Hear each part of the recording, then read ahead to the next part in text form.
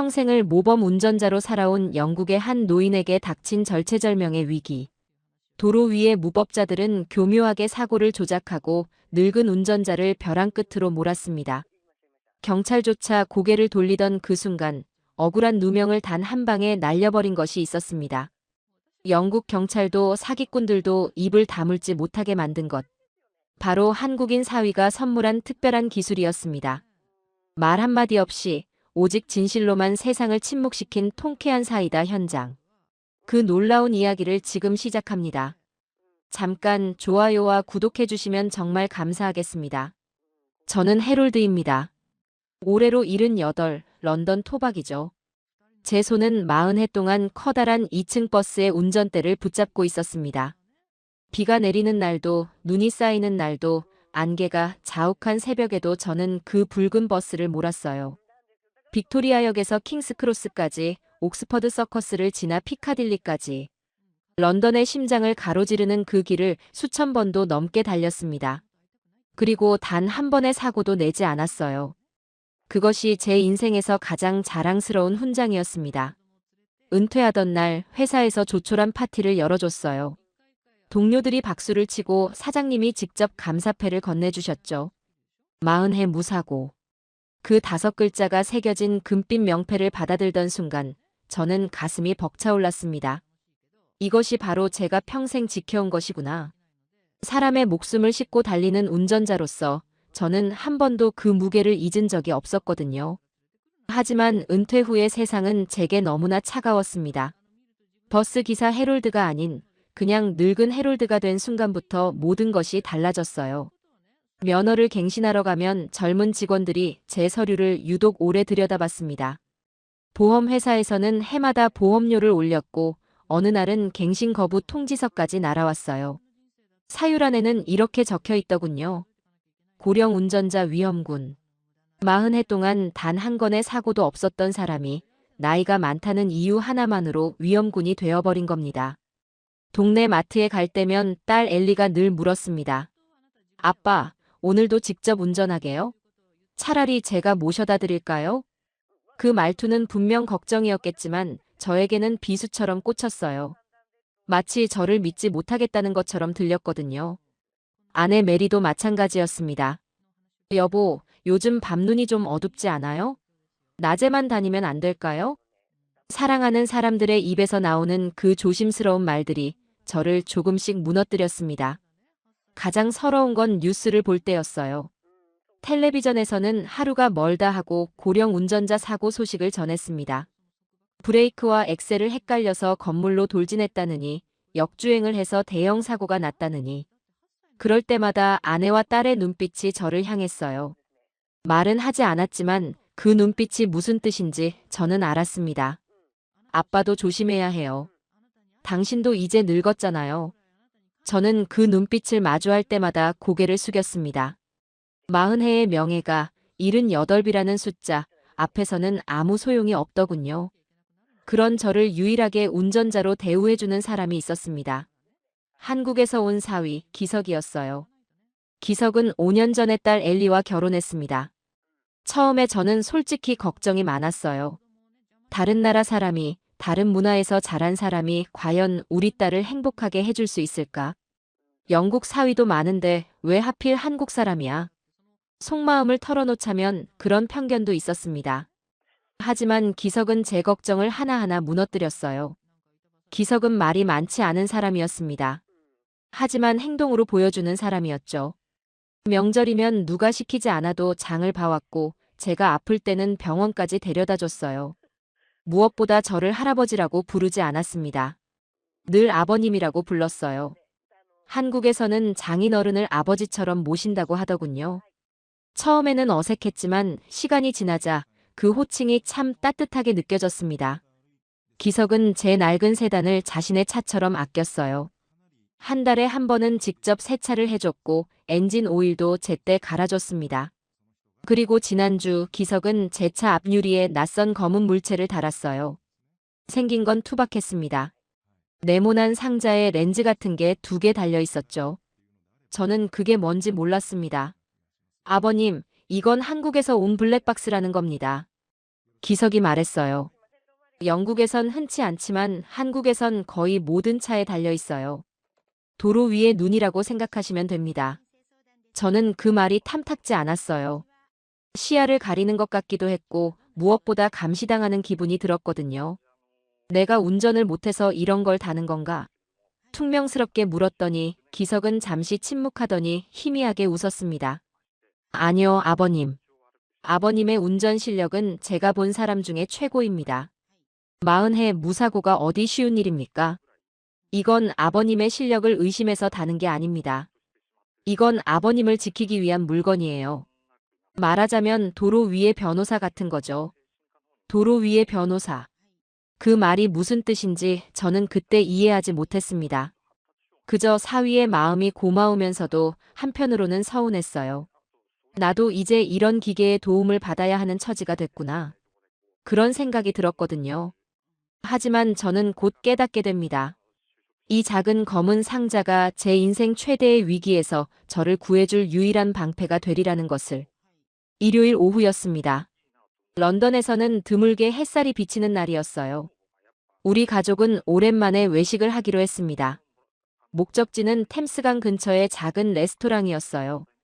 엘리가 임신 소식을 알려준 지 한 달이 지났고 우리는 그 기쁨을 함께 나누고 싶었습니다. 저는 곧 증조할아버지가 될 터였어요. 아, 물론 할아버지죠. 한국에서는 외할아버지라고 부른다면서요. 기석이 그렇게 알려줬습니다. 운전대는 제가 잡았습니다. 조수석에는 기석이, 뒷좌석에는 아내 메리와 딸 엘리가 나란히 앉았어요. 차에 시동을 걸자 룸미러 뒤에 달린 그 검은 상자에서 파란 불빛이 깜빡이기 시작했습니다. 기석이 조용히 말했어요. 녹화가 시작됐습니다, 아버님. 상시 녹화 모드예요. 저는 고개만 끄덕이고 차를 출발시켰습니다. 런던의 도로는 언제나 복잡합니다. 특히 일요일 오후에는 나들이 나온 차들로 더 붐비죠. 하지만 저는 이 도로를 40해 동안 달렸습니다. 눈을 감고도 갈 수 있을 만큼 익숙한 길이에요. 신호등의 타이밍, 어느 차선이 덜 막히는지, 어느 교차로에서 우회전이 가능한지. 모든 것이 제 몸에 새겨져 있었습니다. 기석이 대시보드 쪽을 체크하더니 말했어요. 메모리 포맷 완료됐고 전후방 카메라 모두 정상 작동 중입니다. 마치 비행기 조종사가 이륙 전 점검을 하는 것 같았어요. 저는 속으로 피식 웃었습니다. 고작 레스토랑에 가는 건데 뭘 그리 대단하게 준비하나 싶었거든요. 이게 소리도 녹음이 되나요? 뒷좌석에서 아내가 물었습니다. 기석이 고개를 돌려 대답했어요. 네, 어머님. 차 안팎의 소리가 모두 녹음됩니다. 아주 작은 소리도 잡아내요. 그러자 엘리가 장난스럽게 말했습니다. 그럼 아빠가 운전하면서 하는 혼잣말도 다 녹음되겠네요? 아빠, 이제 욕하면 안 돼요. 우리 모두 웃었습니다. 차 안에는 따뜻한 공기가 감돌았어요. 하지만 기석은 웃지 않았습니다. 그는 진지한 표정으로 덧붙였어요. 전후방 QHD 화질입니다. 밤에도 대낮처럼 선명하게 찍혀요. 번호판도 깨끗하게 보이고요. 만약의 상황을 대비하는 거죠. 만약의 상황. 저는 그 말을 가볍게 흘려들었습니다. 40해 무사고 경력자에게 무슨 만약의 상황이 있겠습니까? 저는 그저 평화로운 일요일 오후를 즐기고 싶었을 뿐이에요. 창밖으로 런던의 풍경이 스쳐 지나갔습니다. 붉은 2층 버스가 지나가는 것을 보니 괜히 반가웠어요. 저 버스를 운전하던 시절이 떠올랐거든요. 승객들의 안전을 책임지던 그 시절, 저는 누구보다 당당했습니다. 지금은 그저 가족을 태우고 레스토랑에 가는 늙은 운전자일 뿐이지만 그래도 운전대를 잡고 있으면 아직 살아있다는 느낌이 들었어요. 그때 하늘이 어두워지기 시작했습니다.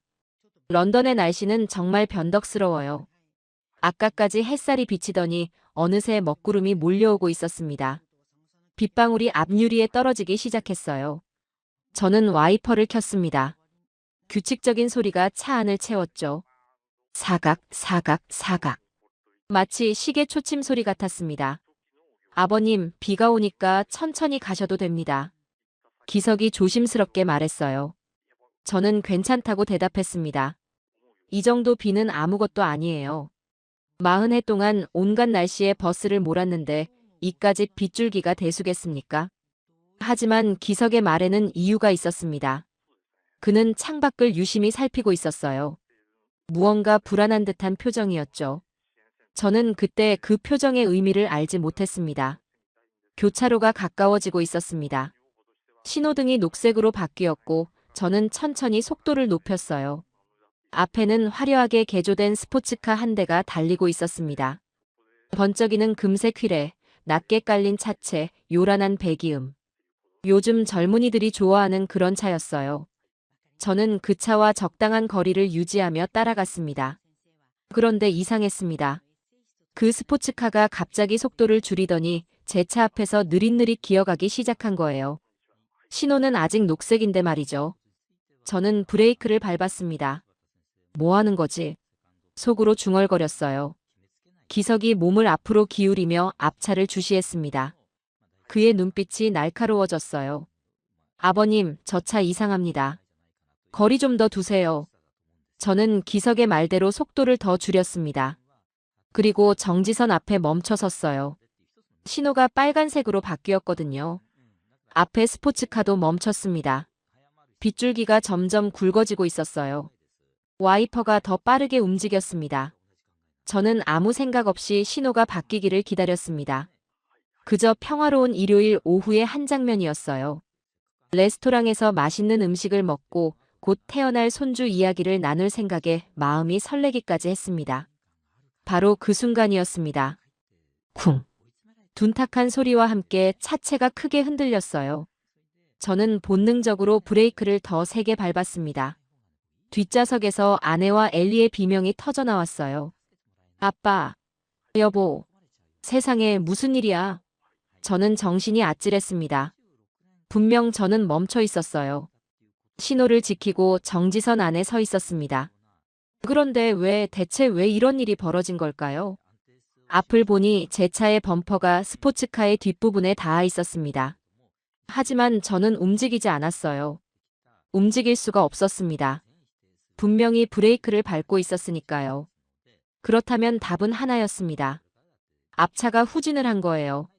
저를 향해 돌진해온 겁니다. 기석이 낮은 목소리로 말했습니다. 아버님, 걱정 마세요. 다 찍혔습니다.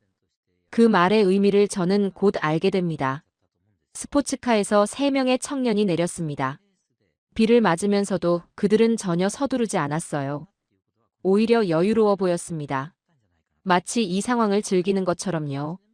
그들의 복장은 한눈에 봐도 불량한 느낌이었습니다. 헐렁한 트레이닝복에 후드를 뒤집어 쓰고 팔뚝에는 험악한 문신이 새겨져 있었어요. 영국에서는 이런 부류를 로드맨이라고 부릅니다. 도로 위의 무법자들이죠. 그 중에서 가장 덩치가 큰 녀석이 앞으로 나섰습니다. 나중에 알게 됐지만 그 녀석의 이름은 카일이었어요. 카일은 목을 움켜쥐고 고통스러운 표정을 지으며 제 차 창문을 두드렸습니다. 이봐요, 할아버지. 운전을 발로 해요? 멀쩡히 서 있는 차를 왜 들이받는 거야? 저는 귀를 의심했습니다. 뭐라고요? 제가 들이받았다고요? 분명 당신들 차가 후진을 해서 부딪힌 건데요. 카일은 제 말을 무시했습니다. 그는 더 큰 소리로 악을 썼어요. 아, 진짜. 목이 부러지는 줄 알았다니까. 이 영감탱이가 브레이크도 제대로 못 밟아? 늙으면 집에나 있지. 왜 나와서 사람을 쳐? 옆에 있던 다른 두 녀석도 거들었습니다.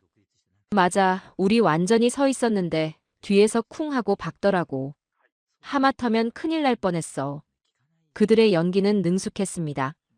마치 수십 번은 해본 것처럼 자연스러웠어요. 저는 떨리는 손으로 문을 열고 밖으로 나갔습니다. 비가 제 얼굴을 적셨지만 신경 쓸 겨를이 없었어요. 억울함이 가슴을 짓눌렀습니다.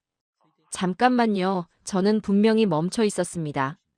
신호등이 빨간색이어서 정지선에 서 있었단 말이에요. 당신들 차가 갑자기 후진을 했잖아요. 하지만 카일은 코웃음을 쳤습니다. 뭔 소리야, 할아버지. 눈이 침침해서 헛것을 본 거 아니야? 우리가 왜 후진을 해? 말이 돼. 저는 주변을 둘러봤습니다. 빗속에서 몇몇 사람들이 발길을 멈추고 이쪽을 구경하고 있었어요. 하지만 아무도 나서지 않았습니다. 누가 맞는지 모르겠다는 표정들이었죠. 목격자가 없었습니다. 아니, 있다 해도 빗줄기 때문에 제대로 보지 못했을 거예요. 저는 점점 궁지에 몰리고 있었습니다. 그때 기석이 차에서 내렸습니다. 그는 카일 일당을 향해 한 발짝도 다가가지 않았어요. 그저 차 옆에 서서 조용히 상황을 지켜보고 있었습니다. 저는 기석에게 외쳤어요. 기석, 이 사람들이 거짓말을 하고 있어. 분명히 저 차가 후진을 했다고. 기석은 고개를 끄덕이며 낮은 목소리로 말했습니다. 알고 있습니다, 아버님. 침착하세요. 카일이 기석을 힐끗 보더니 비웃었습니다. 뭐야, 저 동양인은? 할아버지 보호자야? 어이, 거기 있는 양반. 당신 장인이 운전을 개판으로 해서 우리 차를 박았어. 수리비 물어내야 할 거야. 아니, 병원비도 내야겠다. 내 목이 완전히 나갔거든. 카일은 과장되게 목을 돌리며 신음소리를 냈습니다. 저는 분노가 치밀어 올랐습니다. 40해 동안 단 한 건의 사고도 내지 않았는데 이런 사기꾼들에게 누명을 쓰게 될 줄이야. 더 서러운 건 제가 늙었다는 이유로 아무도 제 말을 믿어주지 않을 거라는 사실이었어요. 고령 운전자. 그 딱지가 붙는 순간 저는 이미 유죄였습니다. 엘리가 차에서 내려 제 옆으로 왔습니다. 그녀는 임신 중이라 배가 불러 있었어요. 아빠, 괜찮아요? 다친 데 없어요? 저는 딸의 손을 잡았습니다. 나는 괜찮아. 하지만 이 녀석들이 거짓말을 하고 있어. 분명히 저쪽에서 후진을 했단 말이야. 엘리의 눈에 걱정이 가득 차올랐습니다. 임신한 딸을 이런 상황에 노출시키고 있다는 사실이 저를 더욱 무력하게 만들었어요. 카일 일당은 점점 더 대담해졌습니다. 그들은 제 차 주위를 서성이며 사진을 찍기 시작했어요. 야, 이거 증거 사진 찍어도 범퍼 찌그러진 거 다 나오게. 그러면서 능글맞게 웃었습니다. 할아버지, 보험 들어있어요? 없으면 큰일인데. 우리 차 수리비만 해도 어마어마할 거거든. 저는 그들의 의도를 알아챘습니다. 이건 계획된 범행이었어요. 늙은 운전자를 표적으로 삼아 일부러 사고를 낸 다음 돈을 뜯어내려는 속셈이었던 거죠. 영국에서는 이런 보험 사기가 종종 일어났습니다. 특히 고령 운전자들이 주요 타깃이었어요. 왜냐하면 늙은 사람들은 반박하기 어렵고 대부분 울며 겨자 먹기로 합의금을 내주니까요. 저 멀리서 경찰차의 사이렌 소리가 들려왔습니다. 누군가 신고를 한 모양이에요. 저는 한 줄기 희망을 품었습니다. 경찰이 오면 진실이 밝혀질 거야. 하지만 기석은 여전히 묵묵히 서 있었어요. 그의 손에는 태블릿이 들려 있었습니다. 그가 언제 차에서 꺼냈는지 저는 몰랐어요. 기석은 화면을 응시하며 무언가를 확인하고 있었습니다. 그의 얼굴에는 희미한 미소가 떠올라 있었어요. 그 미소가 무슨 의미인지 저는 곧 알게 됩니다. 경찰차가 도착했습니다. 파란 경광등이 빗속에서 번쩍이고 사이렌 소리가 멈췄어요. 차에서 2명의 경찰관이 내렸습니다. 한 명은 젊은 남자였고 다른 한 명은 중년의 여자였어요. 그들은 우산도 쓰지 않고 현장으로 걸어왔습니다. 저는 안도의 한숨을 내쉬었어요. 이제 진실이 밝혀질 거라고 생각했거든요. 하지만 현실은 달랐습니다. 경찰관들은 먼저 카일 일당에게 다가갔어요. 무슨 일입니까? 젊은 경찰관이 물었습니다. 카일은 즉시 피해자 연기를 시작했어요. 아, 경관님. 저희가 신호 대기 중이었는데 뒤에서 저 할아버지 차가 갑자기 들이받았어요. 목이 부러지는 줄 알았다니까요. 완전 날벼락이에요. 경찰관은 고개를 끄덕이며 메모를 했습니다. 그리고 저를 향해 걸어왔어요. 어르신, 무슨 일이 있었는지 말씀해 주시겠습니까? 저는 떨리는 목소리로 대답했습니다. 저는 분명히 멈춰 있었습니다. 신호등이 빨간색이어서 정지선에 서 있었어요. 그런데 저 차가 갑자기 후진을 해서 제 차를 들이받은 겁니다. 저는 아무것도 하지 않았어요. 경찰관의 표정이 미묘하게 변했습니다. 그는 제 백발을 보았고 주름진 얼굴을 보았고 떨리는 손을 보았어요. 그리고 저쪽의 젊은 청년들을 보았습니다. 그의 눈빛에서 저는 이미 답을 읽었어요. 그는 저를 믿지 않고 있었습니다. 어르신, 고령 운전자 표지판은 붙이셨습니까? 반응 속도가 예전 같지 않으셨던 건 아닌지요? 저는 가슴이 철렁 내려앉았습니다. 그가 제 말을 듣기도 전에 이미 저를 가해자로 단정 짓고 있었어요. 40해 무사고의 기록이 78이라는 나이 앞에서는 아무 의미가 없었습니다. 저는 변명하려 했지만 목이 막혀 말이 나오지 않았어요. 억울함이 눈물이 되어 차오르고 있었습니다.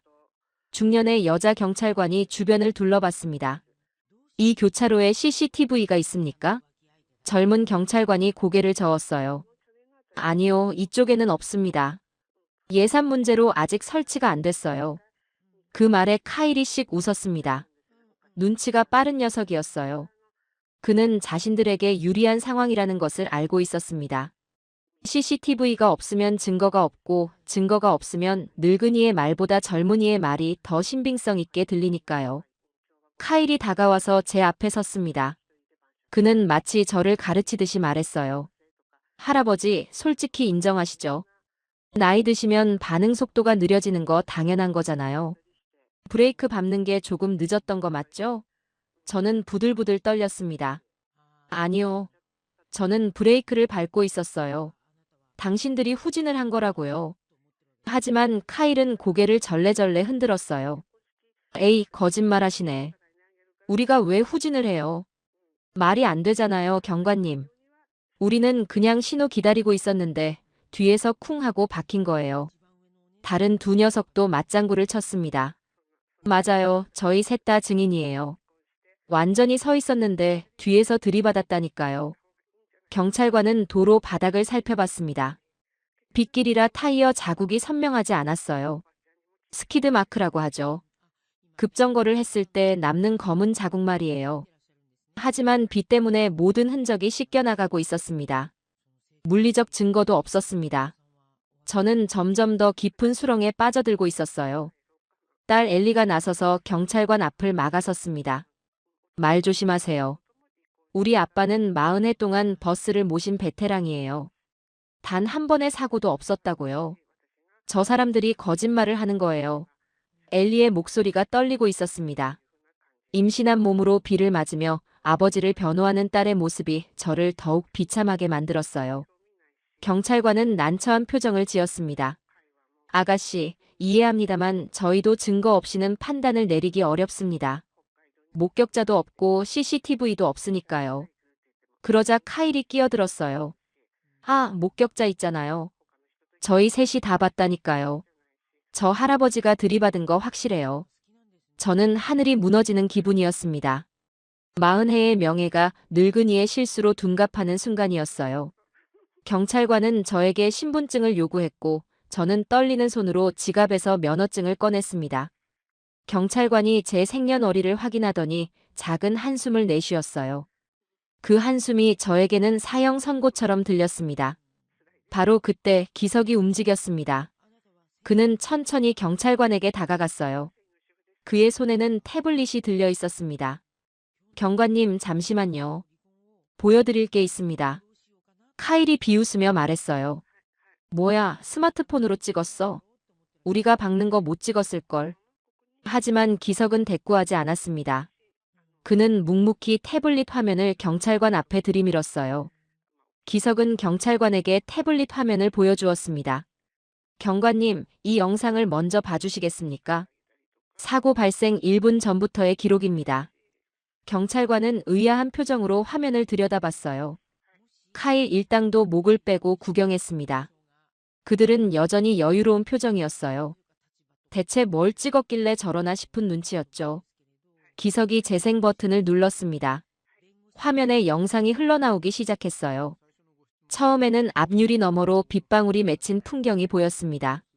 와이퍼가 규칙적으로 움직이고 앞에 스포츠카가 달리고 있었어요. 화질이 놀라울 정도로 선명했습니다. 낮인데도 마치 고화질 영화를 보는 것 같았어요. 영상 속에서 제 차가 정지선에 멈춰 섭니다. 신호가 빨간색으로 바뀌었고 앞에 스포츠카도 멈췄어요. 몇 초간 정적이 흘렀습니다. 그리고 다음 순간 결정적인 장면이 나타났어요. 스포츠카의 후진등이 하얗게 켜졌습니다. 그리고 그 차가 빠른 속도로 뒤로 움직이기 시작했어요. 제 차를 향해 돌진해 오는 모습이 선명하게 찍혀 있었습니다. 쿵. 영상 속에서 충돌음이 들렸습니다. 화면이 흔들리고 그 순간 제 차의 속도계가 화면 한쪽에 보였어요. 숫자는 분명하게 0을 가리키고 있었습니다. 제 차는 완벽하게 정지해 있었어요. 움직인 건 앞차였습니다. 의심의 여지가 없었어요. 경찰관의 표정이 굳어졌습니다. 이게 뭐지? 그는 화면에 코를 박을 듯이 들여다봤어요. 기석이 침착하게 설명했습니다. 이건 제 장인어른 차에 장착된 블랙박스 영상입니다. 전방 카메라로 찍힌 겁니다. 보시다시피 저희 차는 완벽하게 정지해 있었고 앞차가 후진을 해서 부딪힌 거예요. 카일의 얼굴이 일순간 창백해졌습니다. 하지만 그는 곧 웃음을 지으며 말했어요. 에이, 그거 조작한 거 아니야? 요즘 영상 편집 쉽게 하잖아. 그런 건 증거 안 되거든. 기석은 대꾸 없이 화면을 조작했습니다. 후방 카메라도 있습니다. 보시죠. 화면이 전환되었어요. 이번에는 제 차 뒤쪽 풍경이 나왔습니다. 그런데 놀라운 장면이 펼쳐졌어요. 사고가 나기 훨씬 전 스포츠카가 제 차 뒤에 바짝 붙어 위협 운전을 하는 모습이 찍혀 있었습니다. 차 간격이 1m도 안 되어 보였어요. 전형적인 난폭 운전이었죠. 그리고 더 충격적인 건 그 다음 장면이었습니다. 골목에서 스포츠카가 잠시 멈춰 선 모습이 보였어요. 3명의 청년이 차에서 내려 무언가를 의논하고 있었습니다. 그들은 제 차를 가리키며 웃고 있었어요. 입모양으로 봐서는 뭔가를 작당 모의하는 것 같았습니다. 그리고 다시 차에 올라타더니 제 차 앞으로 끼어든 거예요. 이건 우연이 아니었습니다. 처음부터 계획된 범행이었어요. 경찰관이 놀란 눈으로 기석을 보았습니다. 이 영상은 언제 찍힌 겁니까? 기석이 대답했어요. 오늘 오후입니다. 블랙박스가 자동으로 날짜와 시간을 기록합니다. 화면 하단을 보시면 타임스탬프가 있어요. 경찰관은 화면 하단의 숫자를 확인했습니다. 오늘 날짜와 시간이 선명하게 찍혀 있었어요. 카일이 더듬거리며 말했습니다. 그래도 그건 그쪽 차에서 찍은 거잖아. 우리한테 유리하게 편집했을 수도 있고. 기석은 차분하게 대응했어요. 블랙박스 영상은 암호화되어 있어서 편집이 불가능합니다. 게다가 메모리 카드를 확인하시면 원본 파일이 그대로 있어요. 포렌식 분석을 하셔도 됩니다. 경찰관들이 서로 눈빛을 교환했습니다. 상황이 완전히 뒤집어지고 있었어요. 하지만 기석의 반격은 여기서 끝이 아니었습니다. 그리고 한 가지 더 있습니다. 기석이 볼륨을 높이며 말했어요. 음성 녹음도 됩니다. 영상 속에서 소리가 흘러나오기 시작했습니다. 빗소리, 와이퍼 소리, 그리고 그 사이로 선명하게 들리는 목소리가 있었어요. 저 늙은이, 돈 좀 뜯어내자. 제대로 걸렸어. 이건 카일의 목소리였습니다. 사고가 나기 직전 그들이 차 안에서 나눈 대화가 고스란히 녹음되어 있었어요. 빗소리에 묻혀 제 귀에는 들리지 않았던 그 비열한 속삭임이 한국산 마이크에는 선명하게 포착된 것입니다. 카일의 얼굴이 하얗게 질렸습니다. 태블릿 스피커에서 흘러나오는 녹음 내용이 빗속의 모든 사람들을 침묵하게 만들었습니다. 저 늙은이 차 좋네. 돈 좀 있겠다. 제대로 뜯어먹자. 카일의 목소리가 또렷하게 들렸어요. 그리고 다른 녀석이 대답하는 소리도요. 야, 근데 후진할 때 너무 세게 박으면 안 돼. 적당히 해. 그래야 의심 안 받아. 이건 명백한 사전 모의였습니다. 우연한 사고가 아니라 처음부터 계획된 보험 사기였어요. 경찰관들의 표정이 싸늘하게 변했습니다. 특히 중년의 여자 경찰관은 카일을 노려보며 말했어요. 자네들, 이게 무슨 소리인지 설명해 볼래? 카일은 당황한 기색을 감추지 못했습니다. 그건 저희가 한 말이 아니에요.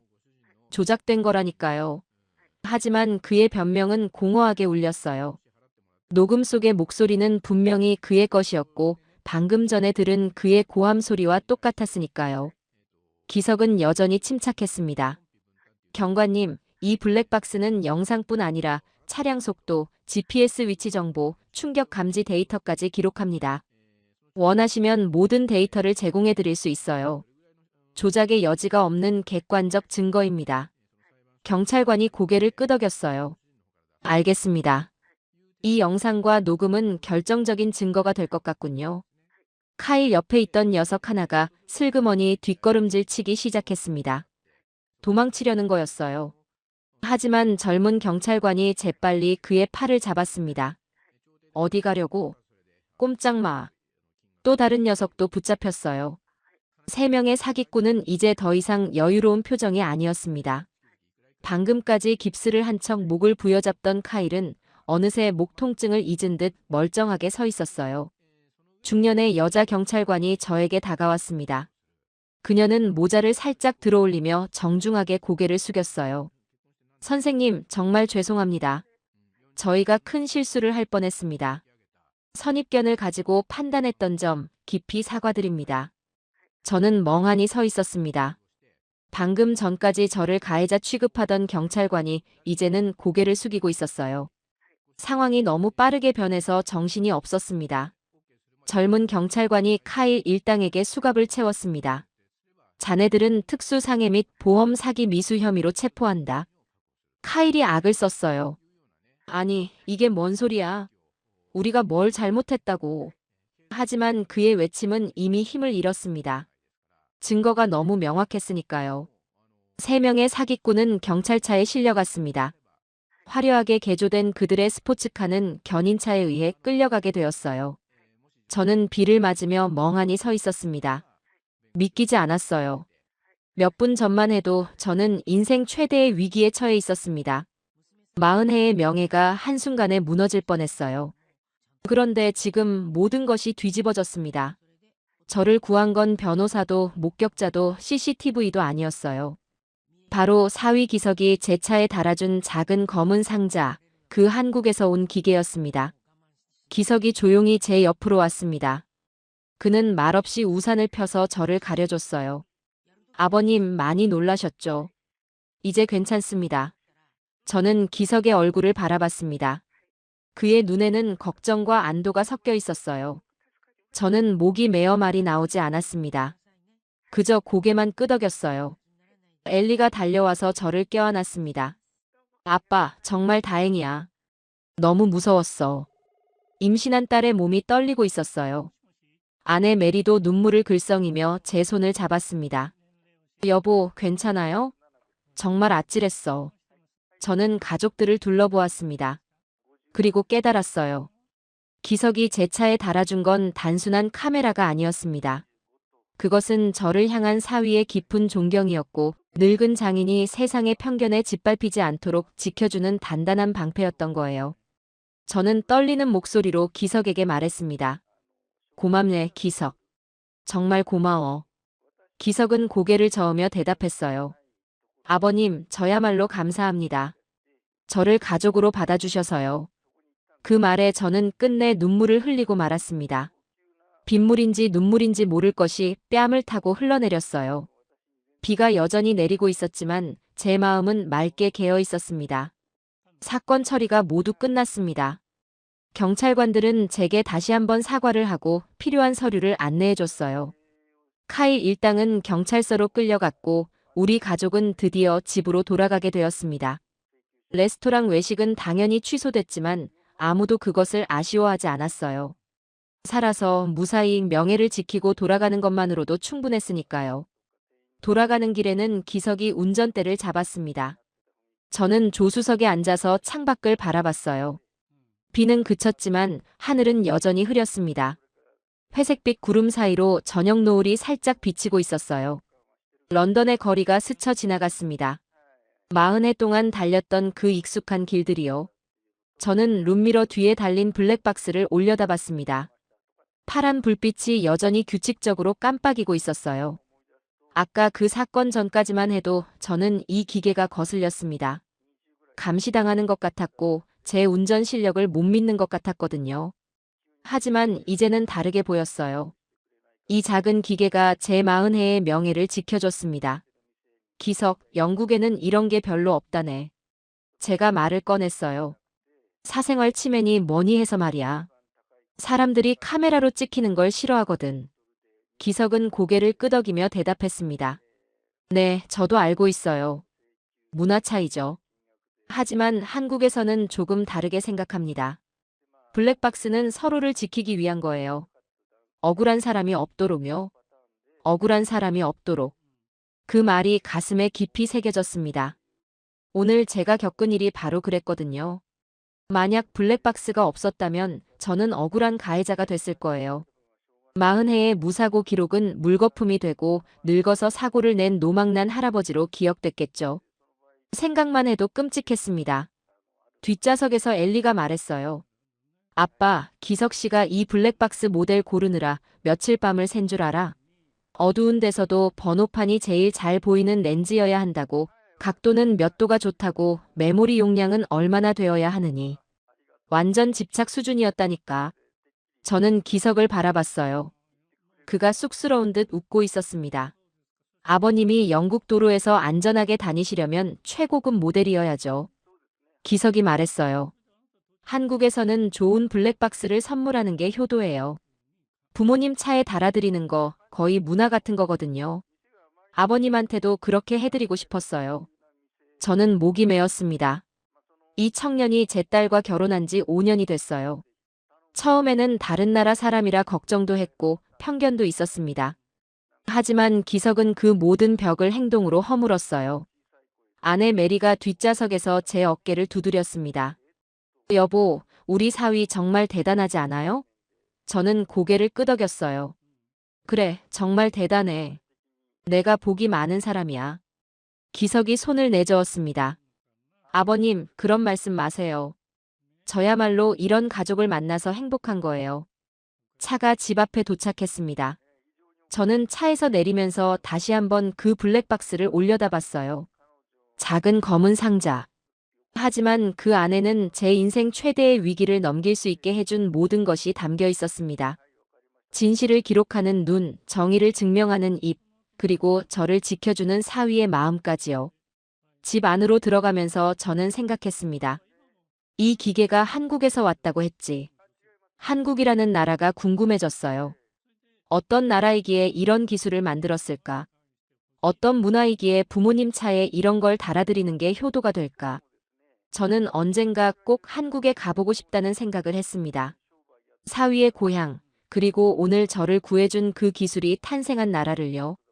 저녁 식사는 간단하게 집에서 해결했습니다. 엘리가 파스타를 만들었고 우리는 식탁에 둘러앉아 오늘 있었던 일을 이야기했어요. 아까는 무서웠지만 이제는 웃으며 얘기할 수 있었습니다. 카일 녀석들 표정 봤어요? 완전 사색이 됐더라니까. 엘리가 웃으며 말했어요. 아내도 웃었습니다. 저도 웃었어요. 기석도 조용히 미소 지었습니다. 따뜻한 저녁이었어요. 창밖으로 런던의 밤하늘이 보였습니다. 별은 보이지 않았지만 제 마음속에는 별보다 밝은 빛이 있었어요. 다음 날 오후 저는 동네 펍에 갔습니다. 은퇴한 버스 기사 친구들이 모이는 곳이에요. 일주일에 두세 번씩 만나서 맥주를 마시며 이런저런 이야기를 나누죠. 오늘도 테이블에는 익숙한 얼굴들이 앉아 있었습니다. 조지, 윌리엄, 토마스. 모두 저처럼 붉은 2층 버스를 몰던 베테랑들이에요. 해롤드, 어제 무슨 일 있었어? 얼굴이 안 좋아 보이는데. 조지가 물었습니다. 저는 맥주잔을 내려놓고 어제 있었던 일을 이야기하기 시작했어요. 교차로에서 벌어진 일, 후진에서 박은 스포츠카, 저를 가해자로 몰려던 젊은 녀석들, 그리고 경찰까지 저를 의심했던 그 순간들을요. 친구들의 표정이 점점 어두워졌습니다. 세상에 그런 일이 있었어? 윌리엄이 말했어요. 요즘 그런 보험 사기 많다더라. 특히 우리 같은 노인들을 노린다고 하더군. 토마스도 고개를 끄덕였습니다. 맞아, 내 사촌도 비슷한 일을 당했어. 결국 억울하게 합의금 냈다더라. 증거가 없으니까 어쩔 수 없었대. 저는 그 말에 가슴이 철렁했어요. 어제 저도 그렇게 될 뻔했으니까요. 근데 넌 어떻게 됐어? 무사히 넘긴 거야? 조지가 물었습니다. 저는 주머니에서 스마트폰을 꺼냈어요. 기석이 전송해준 블랙박스 영상이 저장되어 있었습니다. 저는 그 영상을 친구들에게 보여줬어요. 화면 속에서 스포츠카가 후진하는 장면, 제 차가 완벽하게 멈춰 있는 장면, 그리고 녀석들이 저 늙은이 돈 뜯자고 속삭이는 음성까지. 모든 것이 선명하게 담겨 있었습니다. 친구들의 입이 떡 벌어졌습니다. 오, 이게 뭐야? 화질 좀 봐. 조지가 감탄했어요. 영화 같잖아. 윌리엄도 놀라워했습니다. 이게 한국 기술이라고? 대단하네. 이런 게 있으면 우리도 안심하고 다니겠는데. 토마스가 덧붙였어요. 그래, 이거 어디서 사? 나도 하나 달아야겠어. 저는 어깨를 펴고 자랑스럽게 말했습니다. 이거 내 한국 사위가 달아준 거야. 블랙박스라고 해. 한국에서는 거의 모든 차에 달려있대. 친구들이 부러운 눈으로 저를 바라봤어요. 야, 해롤드. 내 사위 정말 대단하다. 효자네, 효자. 윌리엄이 말했습니다. 저는 씩 웃었어요. 그렇지, 내 사위 효자야. 맥주를 마시면서 저는 계속 어제 일을 떠올렸습니다. 만약 기석이 블랙박스를 달아주지 않았다면 어떻게 됐을까요? 저는 가해자가 됐을 거예요. 40해 무사고 기록은 한순간에 물거품이 됐을 거고 저는 늙어서 사고를 낸 노인네로 기억됐겠죠. 보험료는 천정부지로 올랐을 테고 어쩌면 면허까지 빼앗겼을 수도 있어요. 생각하면 할수록 아찔했습니다. 집으로 돌아온 저는 기석을 불렀습니다. 기석은 거실에서 엘리와 텔레비전을 보고 있었어요. 기석, 잠깐 이리 와보게. 기석이 다가오자 저는 생전 처음으로 한국식 인사를 하려고 했습니다. 허리를 굽혀 고개를 숙이는 거요. 기석에게서 배운 거예요. 한국에서는 어른께 이렇게 감사를 표한다고 하더군요. 하지만 기석은 황급히 저를 일으켜 세웠습니다. 아버님, 이러시면 안 돼요. 제가 당연히 해야 할 일을 했을 뿐인데요. 기석은 오히려 제 손을 꼭 잡았어요. 아버님, 저야말로 감사합니다. 저를 가족으로 받아주셔서 아버님이라고 부를 수 있게 해주셔서요. 저는 그 말에 목이 메었습니다. 엘리가 다가와서 우리 둘을 껴안았어요. 아빠, 기석 씨 덕분에 아빠 명예를 지켰잖아. 기석 씨, 정말 고마워요. 아내 메리도 눈물을 글썽이며 합류했습니다. 우리 가족이 한데 모여 부둥켜안은 채 한참을 서 있었어요. 따뜻했습니다. 저는 결심했습니다. 내년에는 기석과 함께 한국에 가보기로요. 이토록 정직하고 억울함을 참지 않으며 노인을 지키는 기술을 만든 나라를 내 두 눈으로 직접 보고 싶어졌어요. 그리고 손주가 태어나면 할아버지가 한국 덕분에 명예를 지킨 이야기를 꼭 들려줄 겁니다. 이제 저는 다시 운전대를 잡습니다. 두려움 없이요. 제 옆에는 믿음직한 사위 기석이 있고 제 머리 위에는 진실을 기록하는 한국의 눈이 있으니까요. 40해 동안 런던의 길을 달려온 저의 명예는 앞으로도 계속 빛날 겁니다. 작은 검은 상자 하나가 저의 인생 최대의 위기에서 저를 구해줬어요. 그리고 그건 단순한 기계가 아니었습니다. 사위의 사랑이 담긴 세상에서 가장 든든한 안전벨트였어요. 오늘 영국의 해롤드 할아버지가 겪은 일 어떠셨나요? 평생 모범 운전자로 살아온 한 노인이 도로 위의 사기꾼들에게 누명을 쓸 뻔했습니다. 경찰조차 나이 많다는 이유로 그를 의심했어요. 하지만 한국인 사위가 달아준 작은 블랙박스 하나가 모든 것을 뒤집었습니다. 기석 씨가 장인어른 차에 달아드린 건 단순한 카메라가 아니었습니다. 그건 가족을 지키려는 따뜻한 마음이었고 진실은 반드시 밝혀진다는 믿음이었어요. 지금 이 순간에도 세계 곳곳에서 한국의 기술과 한국인의 정이 누군가의 억울함을 풀어주고 있을지 모릅니다. 오늘 이야기가 마음에 드셨다면 구독과 좋아요 부탁드립니다. 여러분의 응원이 더 감동적인 이야기를 찾아내는 큰 힘이 됩니다. 끝까지 들어주셔서 감사합니다. 다음 이야기에서 또 뵙겠습니다.